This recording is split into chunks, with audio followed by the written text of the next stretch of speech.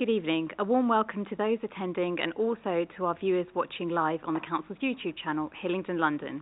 This is a meeting of the Children, Families and Education Select Committee. My name is Councillor Heena Makwana and I am the chair of this committee.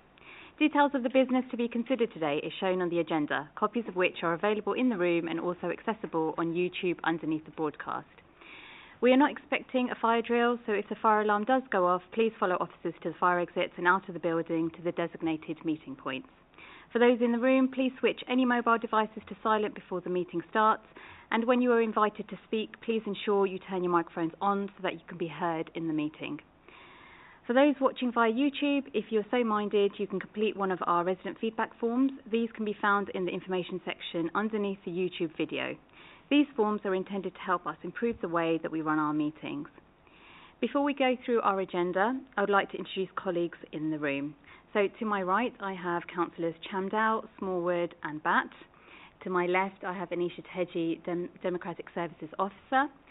Then further on to my left, I have Councillors Sweeting, Judge Dot and Sansapuri. I also have Mr. Tony Little here. Dan Kennedy, he's the Corporate Director of Resources, and Julie Kelly, the Executive Director of Children's Services. So welcome to you all. Okay, let's move on to agenda item 1, apologies for absence. Anisha. Thank you. Apologies from Councillor Gill with Councillor Sansapuri substituting. Okay, thank you. Item 2, declarations of interest in matters coming before this meeting. Do we have any declarations? No? Great, thank you. Item 3 is minutes of the previous meeting. So, Councillor Sweeting, you raised some points from the minutes? Yes, thank you, Chair. I realise that the minutes are not supposed to be verbatim, but there are a few issues that I would like to be included, which I think were shared with the committee. The first, asking the Council to try to undertake another exercise to fill the 2 vacant positions, the co-opted positions. Also, I did ask a question regarding whether we were modelling our select committee to the select committees of central government. And sometimes in those select committees, the discussions don't always go onto party lines, and I was just wondering whether we could be very much more open in our discussions for the benefit of our communities. Third, I was concerned that the report on youth services that was due to come to a previous committee in, I think it was March as well as April, I was hoping would come to this committee very shortly, and it's now slipped to January. So my concern was not expressed in the minutes. And I believe I did ask for a report on how Ukrainian children were being helped and supported in Hillingdon schools, because I believe that there are central government funds that have been made available in this month, and it would be useful to know how this is working in respect of our schools. Okay, thank you. So with reference to the points that you've raised in the minutes, so item 1, it's with regards to the co-opted members, that's something that Democratic Services can explore. Number 2, with regards to our scrutiny role, our residents should be at the centre of our scrutiny role, and it's my expectation of this committee that we put our residents at the heart of the scrutiny work that we undertake. Item 3, the youth services.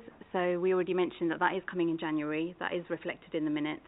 So I understand your concerns, but it is going to be coming in January, and that has been recorded in the minutes. Number 4, and the item on Ukrainian children, that will be added to the work programme. Okay, thank you. Right, so we're going to move on to item 4, which is to confirm that the items of business marked in part 1 will be considered in public, and the items marked in part 2 will be considered in private. So just to confirm that there are no part 2 items. Okay, and then agenda item 5 is the Council Strategy 2022 to 26. I'm going to hand over to Dan. Thank you. Thank you, Chairman, and good evening, Committee.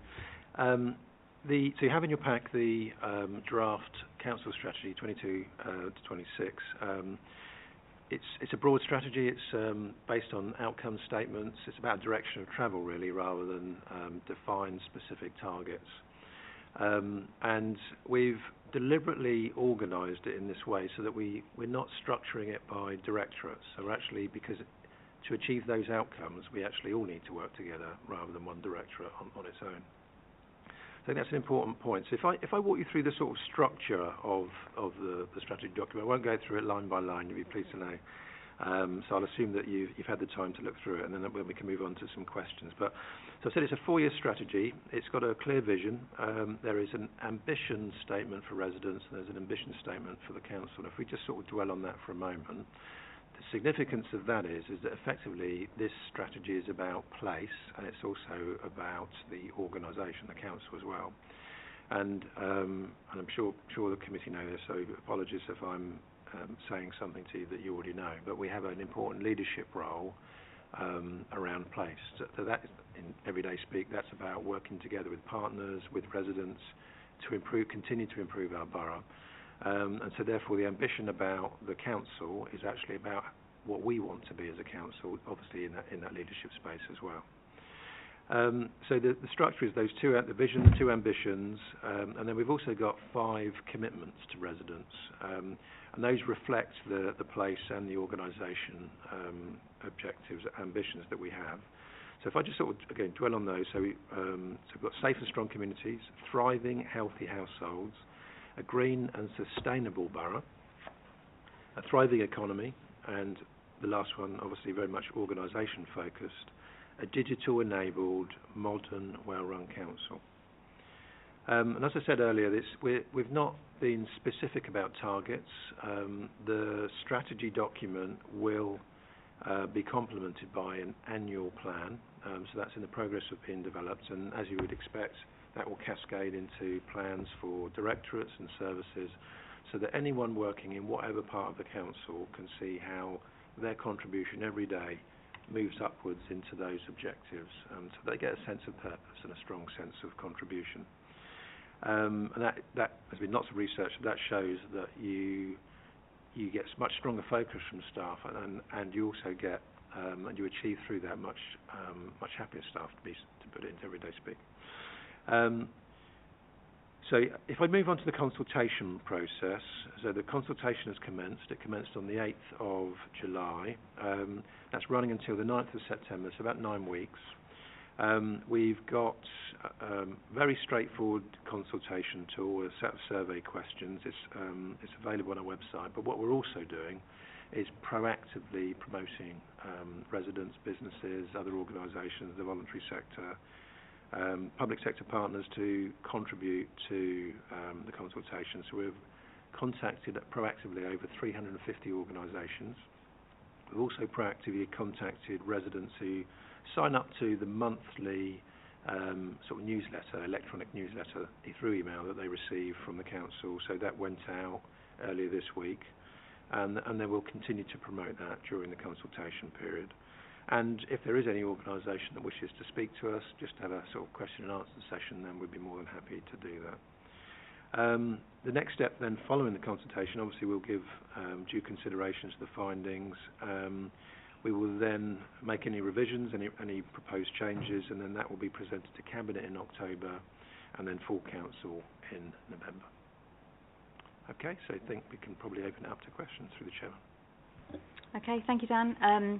I think, in my opinion, this strategy provides a refresh on collaborative and integrated working, which I think will inevitably lead to positive outcomes. I do have a couple of questions myself before I open it out to colleagues. I'm really pleased to see that the council will embrace new technology and be at the forefront of innovation. However, I think it's important that we acknowledge that for some residents these changes may encounter resistance. Therefore, how do we reassure our residents that this use of digital technology will enhance the delivery and efficiency of our services? Thank you.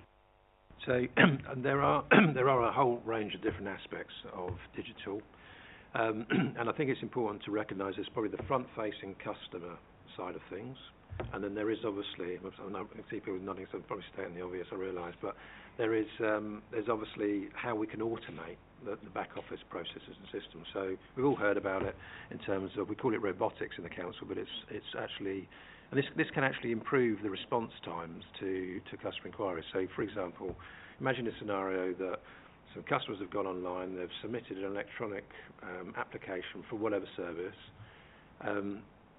Part of that processing for whatever that resident's applied for requires us to verify, for example, they're actually a resident, or to check other things. That information is held in other IT systems.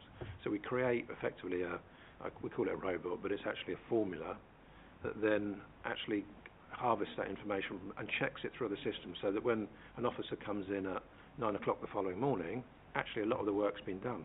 And so you'll have a checklist. Well, we've checked that system, we've checked council tax and everything. So that digital can actually drive a better, cheaper, faster response to residents. And actually, in many respects, for employees, it's job, it's job enjoyment, because you're not doing necessarily all those mundane tasks.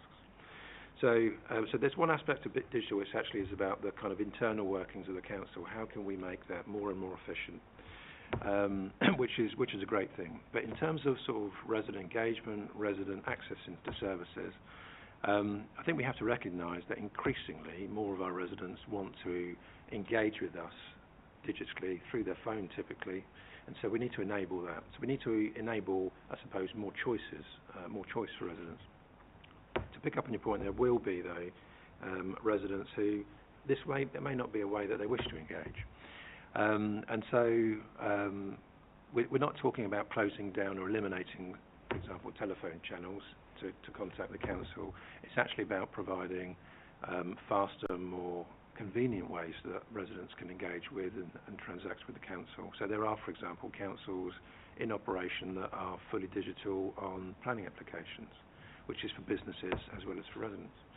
So it's about creating choice, but it's also about, I suppose the point being as well, is that we need to encourage residents and support residents through into using technology where that's available. So and many councils have developed this. They've provided training programs. I think an important point as well is that there may be families who can't afford those devices or even the broadband. And so, therefore, there are other ways in which we can enable support to those families. So, for example, there are a number of broadband providers that make what they call a social offering in terms of broadband. And so there are other ways that we can engage that. But I think we have to recognise in how we approach this, there are many, many different needs. And we must kind of, I suppose, engage digital in a way that enables that to happen, but without excluding communities. Okay, brilliant, thank you. My second question is that, we understand that the council want to be resourceful. However, how can we ensure that this is not to the detriment of the quality of the services that we provide? Yeah, so I think just going back to one of the points that I made at the start, we often, as a council, respond to needs in many different ways, and so by actually joining up the dots more effectively and thinking about how we can use resources differently, and in a very sort of leveraged, joined-up way, then we can often coordinate our responses better to actually achieve sometimes an outcome faster, a better outcome for family, well, in this case, families and children. And I know from working with Julie over many, many years, and I'm sure it will come up later on in the agenda, having a mindset where we can prevent early intervention, but actually going back to digital, even joining up sometimes data sets will allow us to better understand the needs of our residents so that we can coordinate actually a more intelligent response and a quicker response. So, in other words, it's not about how we carve up the pie and it's to the exclusion of everything else. Actually, it's about thinking, how can we deliver a bigger impact faster, more effectively, by actually looking at things very differently, whether it's through technology, through joined-up services. So I know, just use an example, I know that Julie's team work very closely with the housing team because there's a housing supply need, and so working creatively and understanding, say, what the needs are of care leavers enables us to plan services much more effectively, rather than thinking that's just a referral pathway. Let's work together and commission services and understand the needs differently. So just to finish, I suppose, it's actually how we use those resources and how we work together, not by directorates, but focusing on outcomes. Okay, great, thank you. Any questions? Okay, Councillor Sweeting. I think it's a comment before a question, if that's okay, Chair. I think that we as a committee welcome this report because it has aspirations and it has commitments laid out to deliver quality of service to residents in order to deliver constant improvement. So that's all very good. But it is words on a piece of paper at the moment.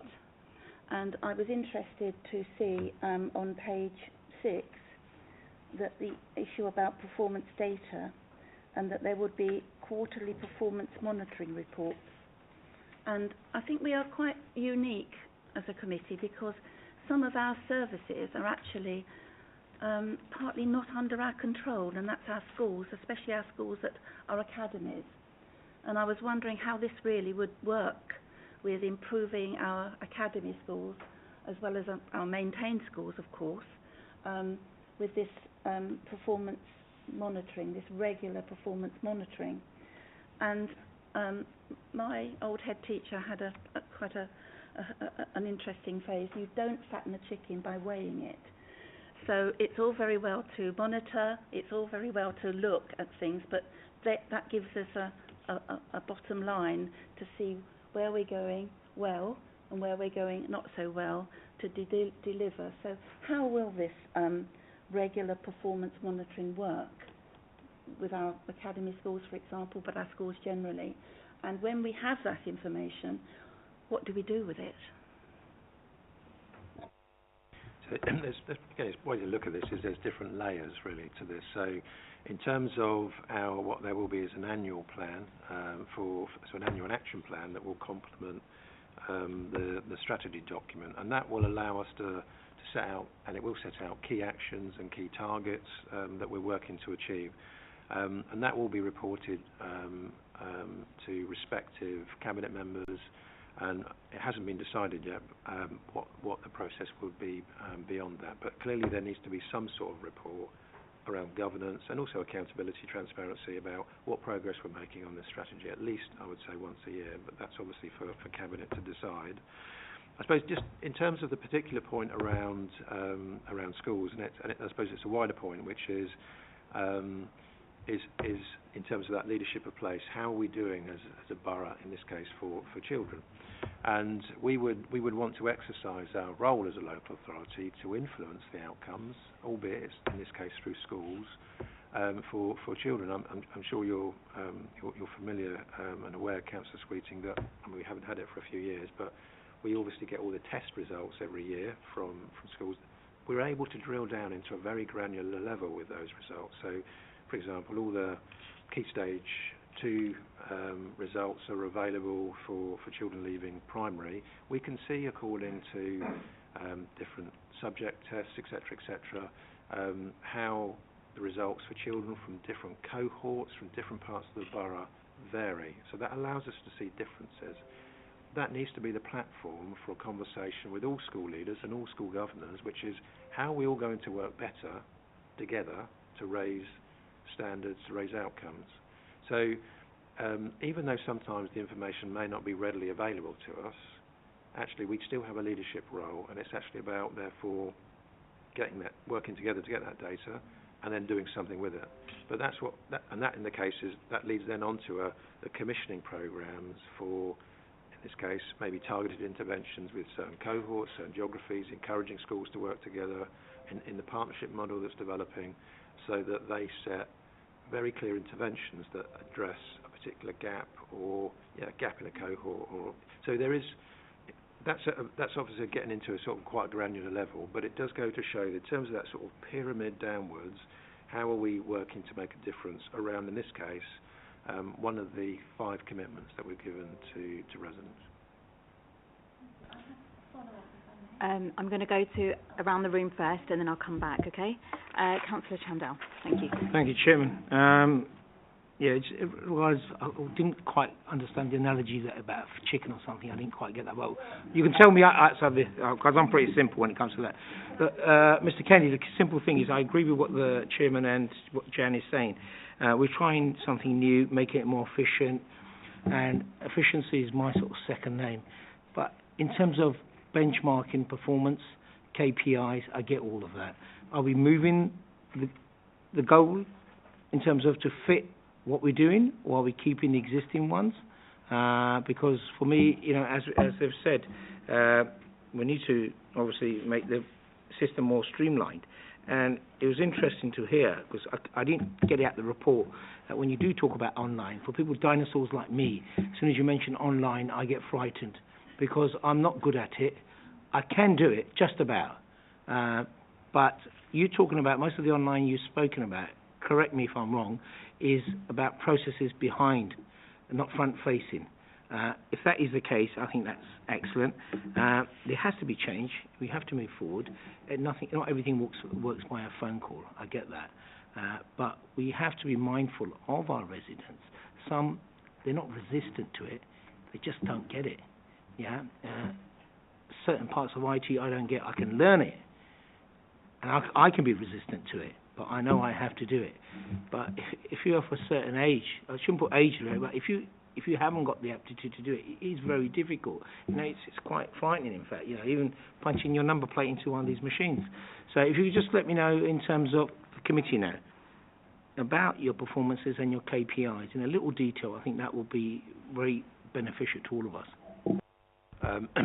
It probably comes as no surprise to the committee that we've got hundreds of KPIs, many of them prescribed, and they do, and in all seriousness, they reflect really important parts of our business, such as child protection practices which are achieved by a certain timescale, and that's obviously all based on research, etc. So there are a significant number of measures that we already have in place that actually we wouldn't want to. They're still going to be important to us because they measure important things, important output or processes which lead to important outcomes. I think it's about how do we develop, I suppose, a performance management model for Hillingdon that makes sense to Hillingdon, that is meaningful to residents. And so areas that, it's sort of early days, but one of the and it's undertaken across different parts of the council, but one of the areas that we want to explore is how can we measure what residents value. So we can measure process, we can measure speed, we can measure value for money, unit costs, we've got shed loads of information, but it's actually what really matters to residents. And actually I think we kind of know, but sometimes it's about finding out how that is different across different parts of the borough. So one of the areas, we're looking at, I suppose, options, but a very simple balanced scorecard, resident feedback, staff feedback, processes, performance and finance, and that's kind of pretty much all big businesses, that's all they need, applied in different ways at different levels. And I think following that very straightforward model gives any manager, any senior team, that framework to ask the right questions. So it is about, importantly, an area that we need to explore is about value and what residents really value. Coming back to the point about digital, it actually, the take-up of digital in the borough by residents is actually quite strong. There's about 70% of all households in the borough have a My Account, which allows residents to report something. So, and it really is through a very straightforward form. If you want to, name, address, postcode, what's your issue, we'll get somebody back. And that's moving away from somebody having to wait on the telephone. And actually we have quite generous office opening times for the telephone, but actually you can do it if you work shifts, 2 o'clock in the morning, if it's in your break or whatever. So, and that's been over the last year. So, and we're continuing to promote that. So our focus now is where have we got low spots in the borough and why? How can we help residents? And coming back to the to your point, it's actually understanding and engaging residents who may have, I've got all the tech, but I just don't know how to do it. So actually the answer might be, okay, well, let somebody talk you through it. Oh yeah, it's really quite straightforward. So it's about trying to break down those barriers and find ways that are really helpful to residents, and that they can then see the value of that. And sometimes, it may be, and it's not uncommon actually, that family members have helped other members of the household but I think it's just as a measure, we've got 70% of residents who are actively engaged in digital at this point in time. Okay, that's great. Thank you so much. Councillor Smallwood. Thank you, Chair, and thank you, Dan, for coming along. I just wanted to actually further pick up on the digital point and the point you raised around digital poverty. It's incredible to hear about the 70% of residents are signed up for a My Account. 70% of getting residents to do anything is pretty good. So, but we do need to recognise that digital poverty is a problem, and it's starting to affect a smaller amount of people, but that's starting to home in. And the pandemic, I think, showed us that. I was pleased to see in point 4 under thriving economy, we talk about, quite rightly, about working with partners to tackle low pay and targeted support to help residents with financial hardship.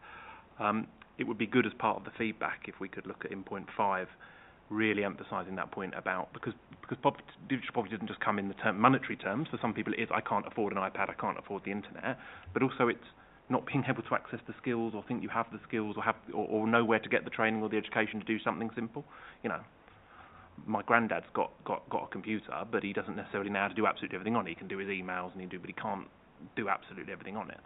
So it would be good, I think, if possible, to see if we could add something a little bit more to beef that up more, because I think it's really important as we do. And I think also to recognise, as I think has been said by a lot of members of the committee, is there are some issues that you can't talk to a robot about, especially around social care. And I think it's important that we continue to do that, but actually move away from where somebody can take a photo of, there's some litter in my road, send it in and do it, not spend half an hour on the phone to go, oh, there's a bag over there, but they're actually freeing up the phone for somebody who's got a serious social care issue. So I just wondered if you could address those 2 points. Thank you. Okay, thanks, Dan. That's a really good point about that it's entirely inappropriate or not the best means to engage with residents around certain needs or issues. And actually, most councils who've rolled out further advanced with us with digital retain, and it's their intention to as well, that means, that channel, to actually speak to somebody, because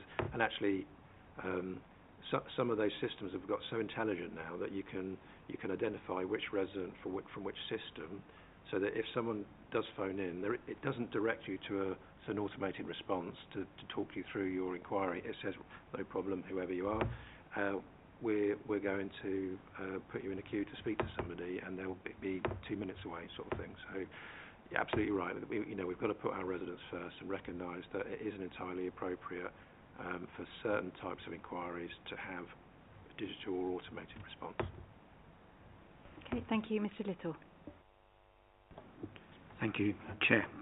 At the level at which this report is drafted, it would be very difficult for any of us to find very much to object to in it. I think if there's going to be disagreements, and I'm not saying there are, but they'll come at a later stage in the process. So I'd like to see that we have got ambition, and that's great, and I do welcome that. But being of a generation even slightly ahead of Councillor Chamdale, I'd like to reinforce the point on digital, because it's great that the council wants to be as efficient as it can be and to get the most out of digital systems for its own benefits and therefore indirectly for the benefit of residents. As time goes on, nearly all residents will become digitally proficient, and since we're dealing with children's services largely on this committee, our customer base, if I may put it that way, is going to be the one that's way ahead of the curve.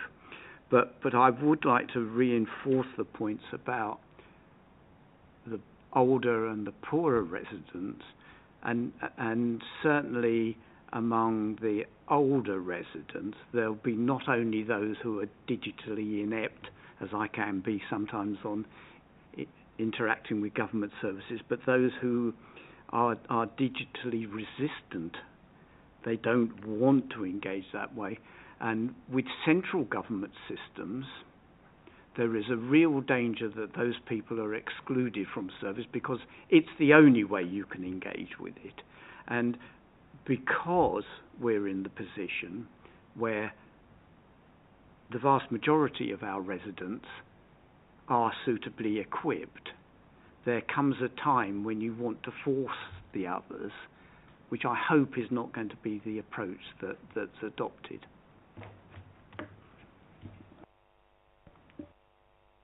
Ready just to note those comments, thank you. Okay. Councillor Sweeting. I know that there was discussion at other select committees about the fact that this is going to be delivered more locally. I think the phrase was something like locality basis, because it wasn't going to be one issue fits all. So maybe some explanation of how this will actually be delivered. I know that one of the select committees that Tony Zaman was providing information very much emphasised this locality issue. So that very much reflects some of the points I made earlier about looking at what the needs are in a particular locality, and the point that the chairman made about how we can be resourceful. How do we use resources in that locality to best effect to coordinate the response? So that's the kind of the principles of that thinking. What that actually means in terms of service development, service improvement, is probably a little too early to say. But what we can say positively is that we've got a number of services which are based and rooted in the localities, and it's how we then, I suppose, maximise the impact they have for residents in terms of service delivery and meeting needs, based on a deeper and solid understanding about what the needs are in that particular locality.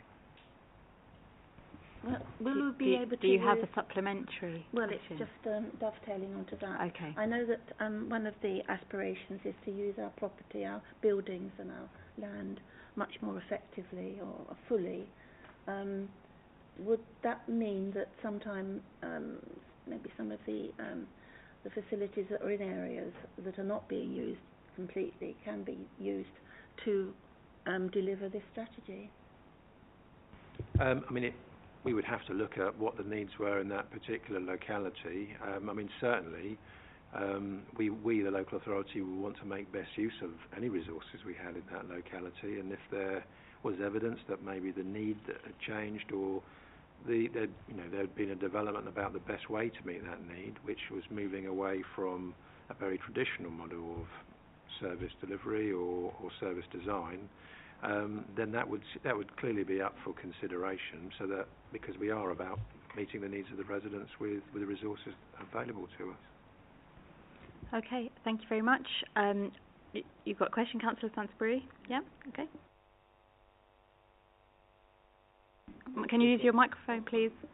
Yeah. And about the new homes, do you have any figure in mind, and what about the appropriate places? So in terms of appropriate places, that's really a reference to planning policy, so that we obviously control and develop and steer new housing development into the most appropriate places in line with our local plan. But certainly we all know that there is a real need for affordable housing, and there's a commitment in the draft strategy document that will be looking to increase the net position, the net number of properties for affordable housing every year over the 4-year term of the plan.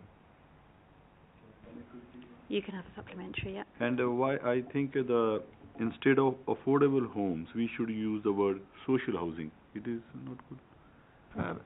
Affordable has a much broader definition, so it can include social rented housing or social purchased housing, but it could also mean other forms as well. So I think we're just using a slightly broader definition, really.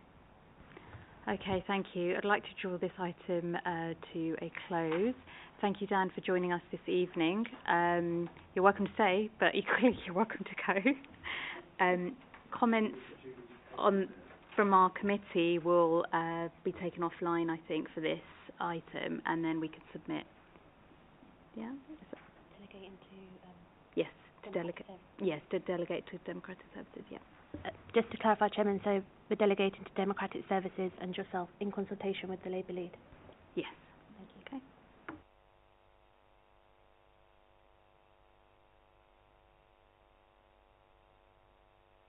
Okay. Okay, agenda item 6 is the policy review and policy review discussion and guidance. I'm going to pass over to Anisha. Thank you. Thank you, Chairman. This report is to assist members in choosing a suitable review topic, and the report provides guidance on the committee's remit. A scorecard was also circulated to members last week. Members are now asked to provide suggestions, and I will note them down. Thank you. Okay, thank you, Anisha. All right, so just to start off the discussion on this agenda item, some of the topics that I put forward, which you would have seen circulated, is the Stronger Families and the Youth Justice Service.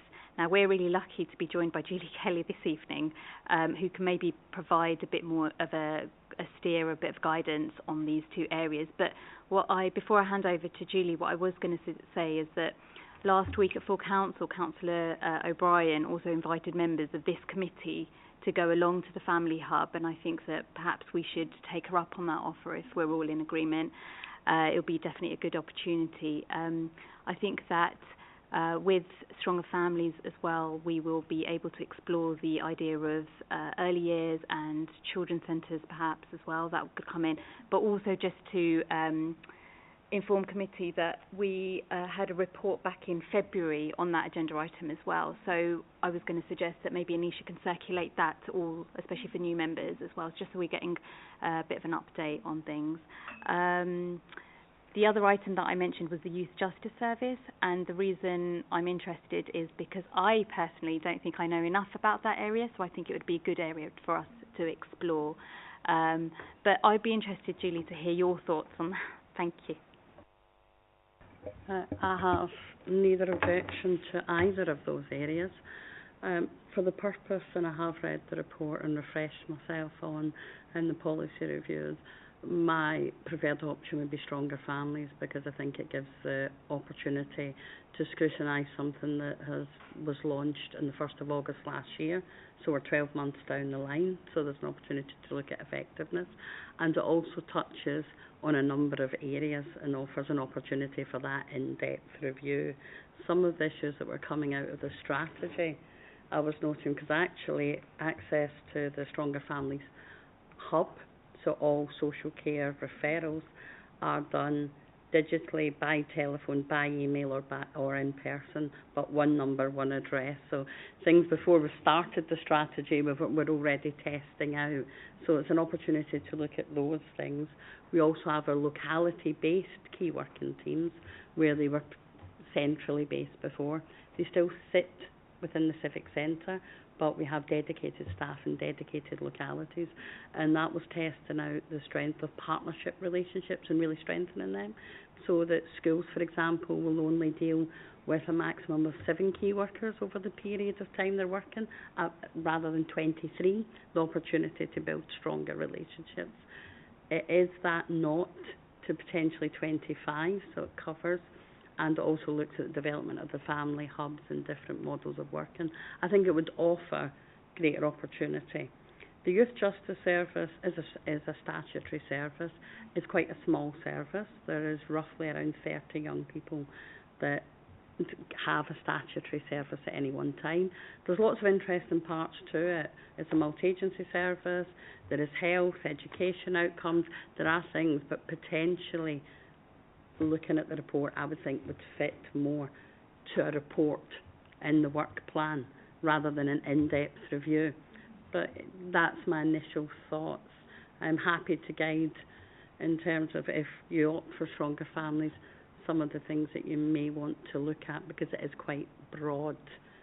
We also are having currently there is a multi-agency subgroup that sits within the Safeguarding Partnership that oversees the Stronger Families work, and they're doing a multi-agency audit as well, and we're having an internal audit. So the outcomes of those would be available I just think you'd get the richness and depth. And from a selfish point of view, I think it would assist me, because I'm a year down the line, we get that feedback and it could help shape where we go next, I think is my view. Brilliant. Thank you so much for that feedback, because that's really helpful to provide us with a bit of guidance and a bit of insight. And like you said, that there's so much that we can explore, but obviously we're really grateful for your input there. I'm going to open it out to colleagues if you've got any other suggestions. Councillor Batt. Thank you, Chair. Principally, I had 4 particular topics in mind, which I think actually ties in quite nicely with stronger families in the end, but I'll go through each one. So the first one is, I feel there's an allocation of, one of the topics was allocation of information to children and families. I do feel that there is a common issue in the misallocation or perhaps improper allocation of information and resources for families to have access to our community support functions. For example, a lot of times I feel is being wasted going to the GP for certain issues that sometimes are not related to health. For example, someone just needing help with their home or needing help with income support issues. So I think it's the allocation of information and resources. That's the first issue. The other 2 slightly unfortunate ones is tackling the rise in domestic violence. There's current statistical data that's shown that domestic violence has increased in the UK, particularly post-COVID-19, and since many people are working from home. The other one was tackling mental health issues, particularly for men. I'm not sure if this is the remit of this particular select committee, but it's certainly something that's impacting families nonetheless, and perhaps could be considered holistically as part of the whole Stronger Families section. And lastly was the children and families' participation in sports. Perhaps to what extent local council facilities and local sports clubs are being utilised by our community. I think more can be done to provide better allocation of information and resources again to our children and families to engage and participate in sport, which will certainly bring down numbers in the NHS and GP clinics and tackle issues of obesity. And I think that participation in sports will bring community and families together. So it's really how we can encourage our families more to utilise our great resources and leisure centres that we already have in place, and making sure that everyone's got access to that information. I think tying that up with Stronger Families and family hubs and how it can be utilised more could be a good idea. Okay, thank you. I think you've shared some really good ideas. With the sports one, if I'm not mistaken, that came to our the old Families Health and Wellbeing Select Committee. So back in February, again, we had an update on promoting healthy lifestyles. So perhaps we can circulate that report if possible, Anisha, maybe. Yeah. Just for the benefit of new committee members as well. But certainly if that's something, maybe, I don't know. So Julie, do you want to come in? Oh, excuse me.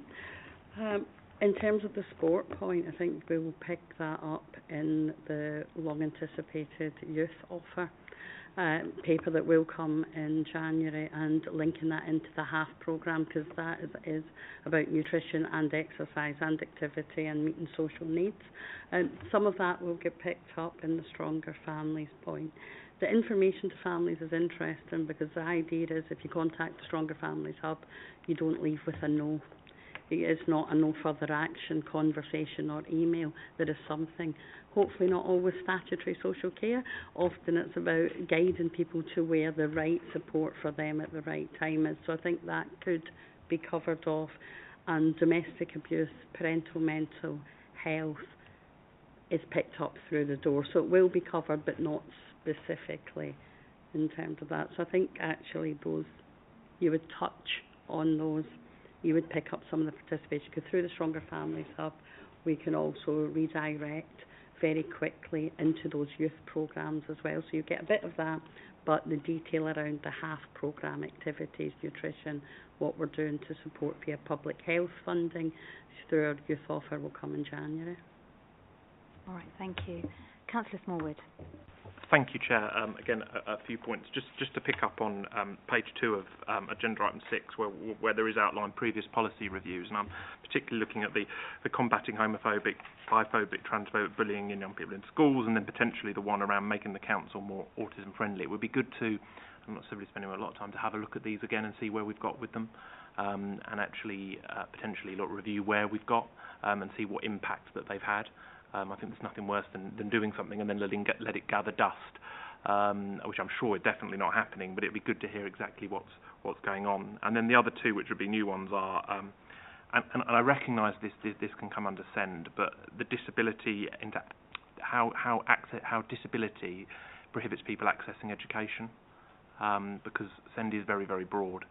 It's quite a big tent, and there is a big difference between having autism or being being unable to be in a wheelchair, for example. They are two completely different things that require two completely different outcomes. And then the final one is, as I brought up in the previous meeting, is around what I call practical learning, whether that be T-levels, apprenticeships, work's going on at FE colleges, engineering GCSEs, and how we are moving generally towards encouraging young people that they can go down those routes as potential careers rather than just university. So those are the three, if possible. Thank you, Chair.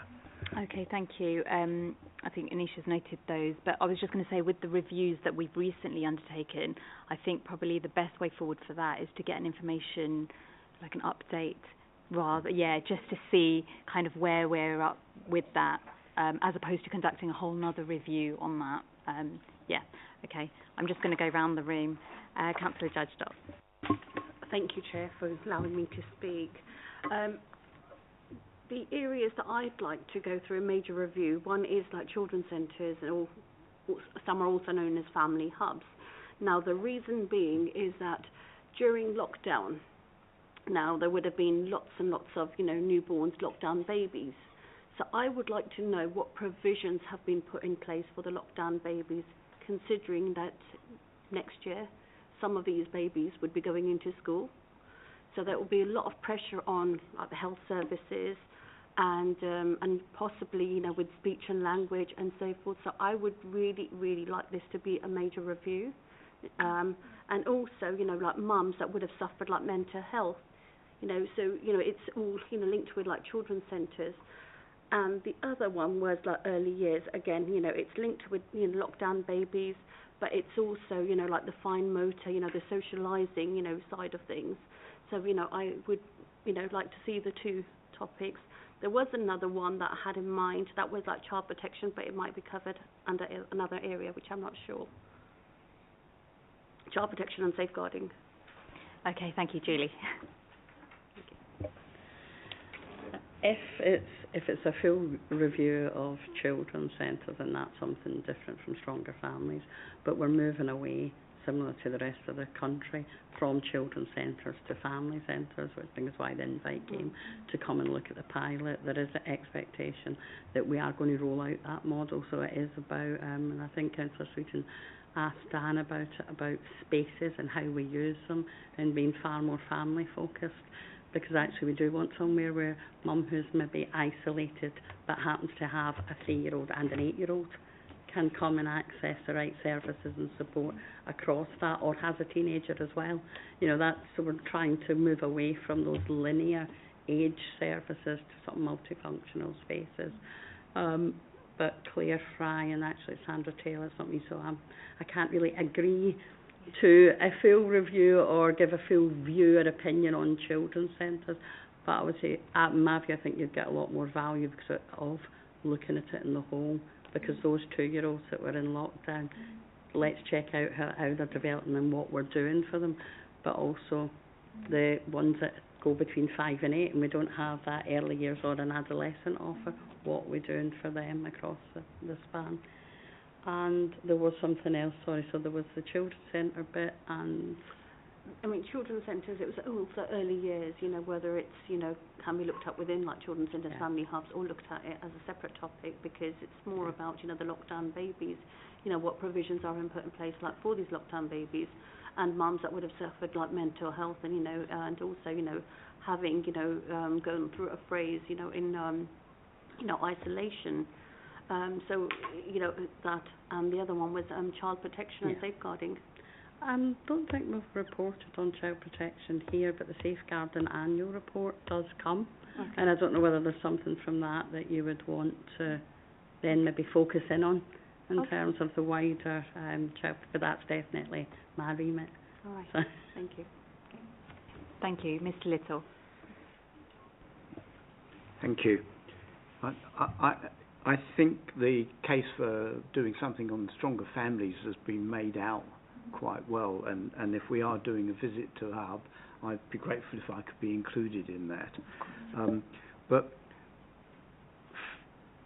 my second choice, and one that we ought to look at some stage, is on this practical learning aspects and what is being taught, as much as what are the career routes after you're being taught, because it's part of the education system that the government is, you'll forgive me for saying so on that side, messing about with and continually changing mind of what wants people to be pointed towards. So it is something we ought to have an eye on and an opportunity to see what progress or otherwise is being made. Okay, thank you. Councillor Sweeting. Yes, I very much support the notion of stronger families. I know that I've been harping on about youth services, but I believe that the council is looking at that very, very closely, and a reorganisation. This is why I'm told that we didn't get the earlier report on youth services, but maybe we can look at the youth centres that are underutilised, to be part of delivering hubs and delivering services, because we know that there's been no strategy for looking at our youth centres for some time, and in fact 3 are closed and the transporter bus is only now up and running again. So there's things that really do need to be looked at with youth services, and I'd be very interesting to see whether we can look at the age group that youth centres are there for as part of this Stronger Families initiative. I just want a little bit of anecdotal information coming to the committee that I was talking to my previous fellow councillor, Councillor Duncan, and she went to a board meeting of that she was on, and it's been noted that children are coming into our nurseries really very much behind what the schools were expecting is usual because of the COVID impact and the fact that they've just not had that interaction. So I think Stronger Families would be a really very, very good major review. All right, thank you. Yeah. Yeah, I think, as I said, it would look at that age span, so it would include the youth services, the people that will come, as well as looking at a delivery model for youth. There is an asset review. Do we have the right spaces in the right places? Because it's all right having X amount of something, but if children can't access, won't access, or don't want to, and there is something around, if there is a youth centre space that we use in the evenings and weekends for young people, because hopefully the majority are at school in the day, what are we doing for their siblings and others? So that is included in it as well. So hence the delay. It's not that we're taking our time, it's we really want to align everything, and now that Universal Youth Services sits back in social care, I also have to align that with the targeted offer. We don't want duplication, but what we really want is when a resident or young person needs a service, it doesn't really matter to them whether it's targeted or universal or whatever label that we want to whap on it to make it organisationally easy for us. It should be seamless, and similarly to the HAF programme, whether it's paid for or subsidised places, the access point should feel the same. But during the Stronger Families review, you will get a flavour of those services that are already being delivered. But I do think impact of COVID we will see in all our services. I think we've seen it in schools where children have regressed when they first go back. We see it in poor mental health in our teenagers, particularly in getting them back to school. And there's lots of things that the Stronger Families key working teams along the schools are doing to address some of those issues, as well as the early years staff in the Children's Centre. So hopefully that will give you the breadth, and often these things pose more questions, or well, what do we do next? But that's the value, isn't it, once we get the overview. Thank you. Councillor Chandal. Thank you, Chair. Yeah, I agree. Stronger family certainly sounds like something we can get our teeth into. I'm conscious of the committee. We've got 4 out of 6 are new members, so to use my maths, that's 66%, and out of which 50% of the committee are new councillors. So I think it's a good thing because they can ask questions that maybe seasoned councillors wouldn't ask. But I think we need to make the distinction quite early on what a full review is and topics of interest. I mean, topics of interest, Councillor Dott has raised very good points because COVID, we don't know what it was. It's come about, and now we're going to see what the kids are going to go through. And she's quite right. We need to find out exactly what situation we're in. But I think that's a big area, especially when we start introducing SEND as well. Well, SEN when I used to be at school, and now we added that D as well, which quite rightly we have. And the difference between that D and the SEN, it's quite distinct. You know, it really is. Remember sitting in my first sort of breakfast club for 6-year-olds. It's great to see. That was innovation in those days. And it's great to see how you get children together to actually sit around the table and converse what they don't do in school. So when we talk about the results of COVID, I think that's something on those lines. You know, children don't know how to interact. So I'm all for that. As for the Youth Justice Service, I think that's a very good idea, actually. It's something that you don't really look at. We look at... I went to a school where, there's supposed to be naughty children. As the young lady who was actually at the school, she said, we're naughty children, but we're still children. And I was amazed, first of all, how it ran. It's completely different to a normal school. But, these are still children. And they're not bad children. They might be naughty children, but they're not bad children. And in terms of what we do, how we do it, and what we get out of it at the end, I think that falls into very loosely falls into the youth justice. I'm not saying they're going off the rails, but I think it's a good avenue to explore in terms of what do we do at the next step. Is it 18, right? That's it, you're 18, you're an adult, right? We don't want nothing to do with you. You're not a kid anymore. Or do we actually say, look, let's put our arms around you and let's see what the situation is? I think they're two very, very manageable topics as well. I think because I think the stronger families will be a fair bit. So I think that's a good balance. Thank you, Chair. Thank you. Sorry, Mr. Little. Thank you, Chair.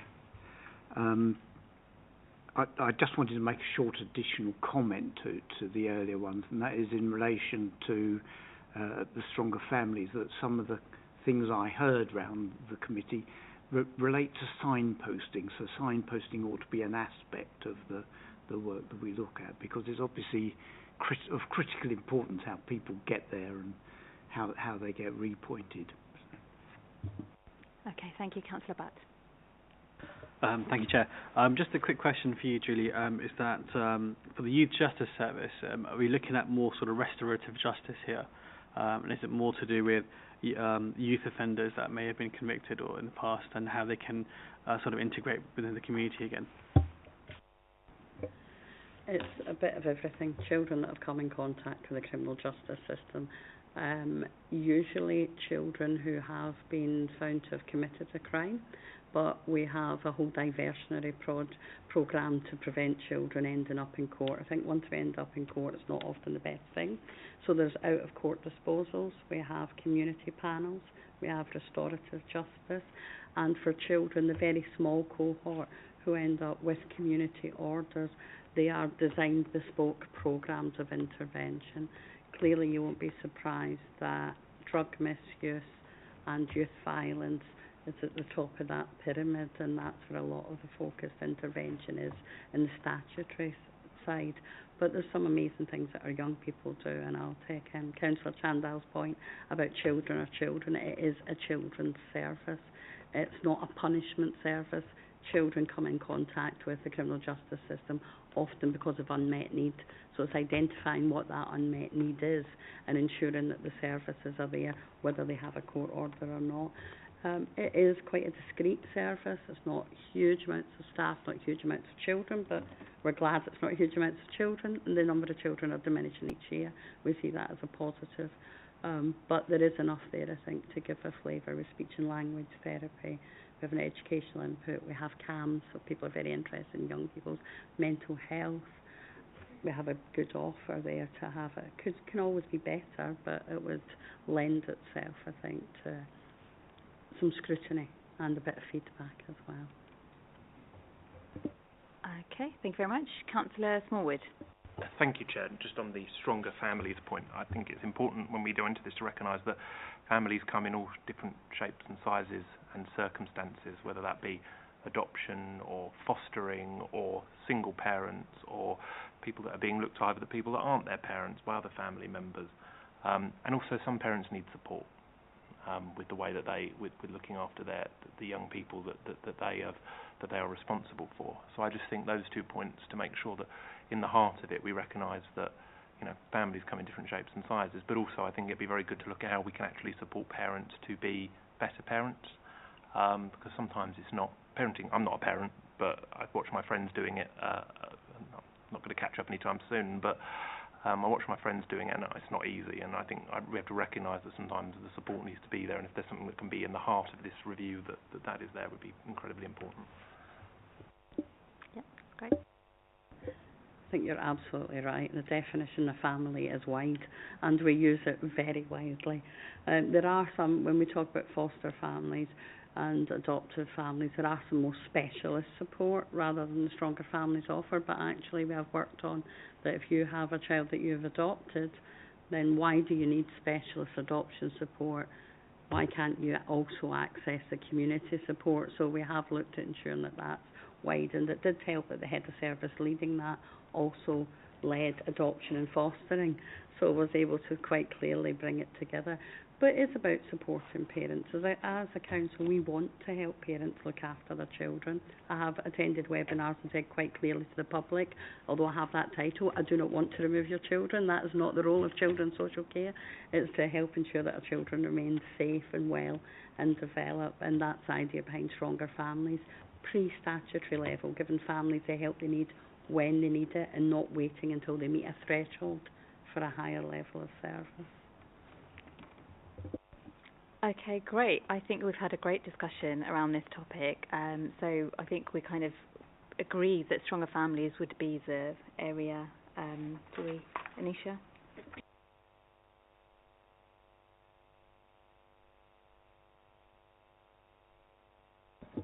Thank you, Chairman. So as per the recommendations of the report, the committee is minded to delegate it to Democratic Services in conjunction with the Chairman and in consultation with the Opposition Lead to agree the review topic as required. Obviously, it does look like stronger families. Yeah, Councillor Sweeting, you're in agreement? Yes? Okay, great. Yeah, thank you, Anisha. And thank you, Julie, for joining us and answering all of our questions. Yes, Councillor Sweeting.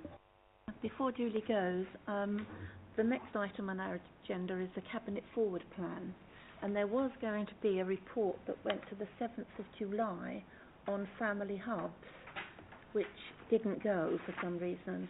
Do we know when it's coming? I mean, maybe you would know. I'm afraid I don't know. I'm afraid Sandra Taylor is the executive director for that. Yeah, okay, all right. Thank you so much for your time this evening. Thank you. Okay, moving on to agenda item 7, which is the forward plan. Anisha, do you want to come in here?